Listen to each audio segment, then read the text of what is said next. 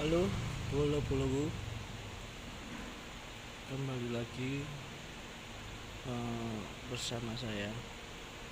Hari ini ada yang konten yang berbeda, yaitu konten hihor.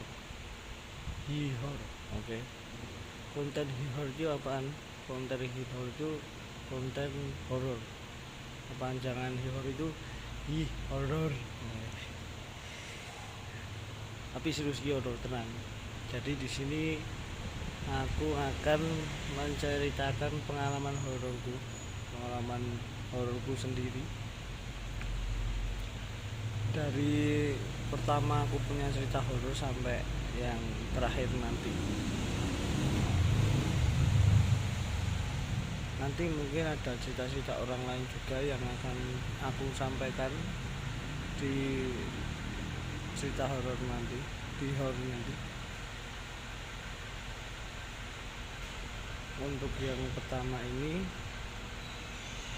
aku akan kasih cerita pengalaman horor aku yang terjadi itu, nggak tahu, aku lupa tahunnya ya. Yang pasti waktu itu aku masih SMP, kalau enggak SMA kelas 1, lupa. Jadi ya mungkin sekitar tahun 2011 2012. Nah, dulu itu aku itu pernah punya pengalaman itu pada suatu malam ya. Aku tuh ketindihan tuh, kalau bahasa Indonesianya apa ya, tertindih, tapi tertindihnya sama makhluk yang kasat mata. Jadi kita tuh tidur terus setengah bangun, terus kita itu nggak bisa nggak bisa gerak, nggak bisa teriak, dan nggak bisa ngapa-ngapain. Nah, waktu itu aku juga ngalamin hal itu. Aku tidur waktu itu, nggak tahu, lupa aku jam berapa. Yang pasti waktu itu aku tertidur, habis itu bangun, nggak bisa gerak, nggak bisa apa-apa, nggak bisa omongan, nggak bisa teriak. Aku sering gitu. Nah, waktu itu kejadian itu, ini sumpah, ini nyata ya, aku nggak bohong. Berani demi Tuhan, aku berani. Ini ceritanya itu serius. Jadi waktu itu pas aku udah waktu tertindih itu, enggak tahu kenapa aku tuh bisa melihat raga aku sendiri. Jadi tuh raga tuh kayak ada di sana, terus aku di sini, tapi posisinya tidur miring. Ya gak bisa kalian bayangin ya, kalian tidurnya miring, tapi kalian tuh kayak membelakangi diri kalian sendiri. Jadi kalian tuh bisa ngelihat diri kalian yang posisinya lagi tidur miring. Nah, itu aku kayak gitu, aku bisa ngelihat raga aku sendiri. Di saat itu aku baca surat-surat yang aku apal. Setelah itu alhamdulillahnya balik lagi dan aku bangun.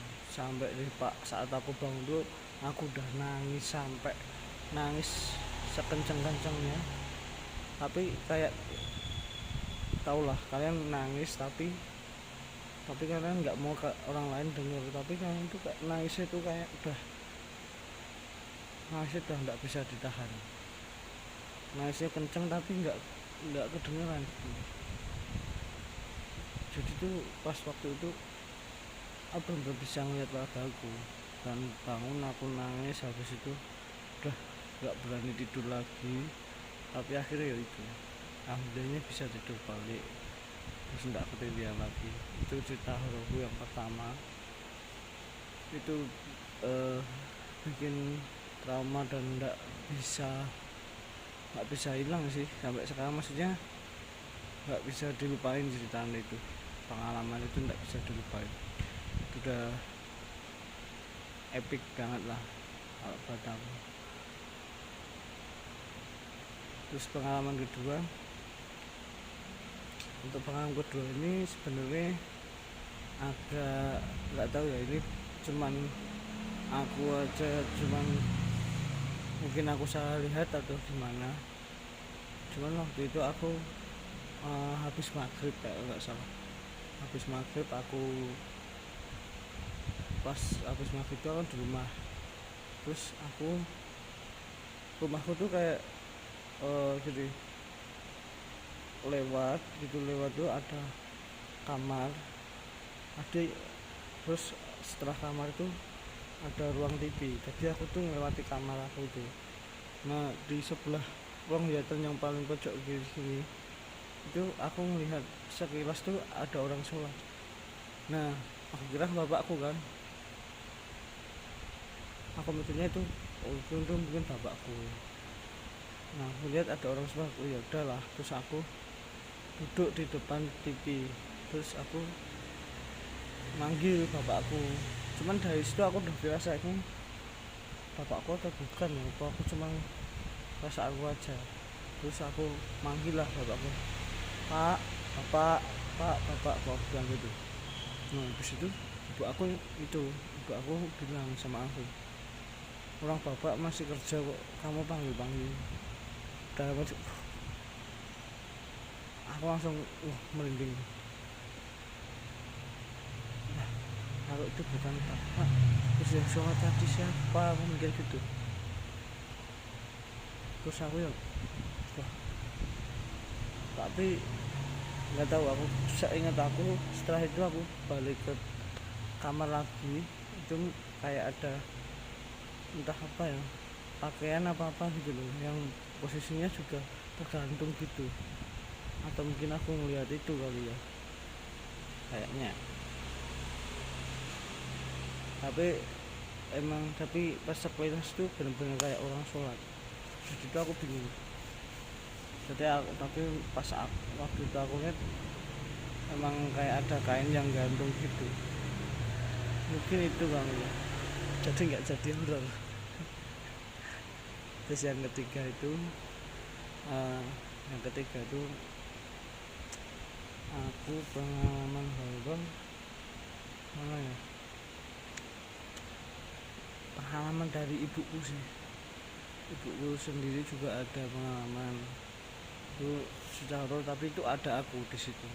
Jadi waktu itu kita jalan-jalan di dekat lapangan, kita lewatin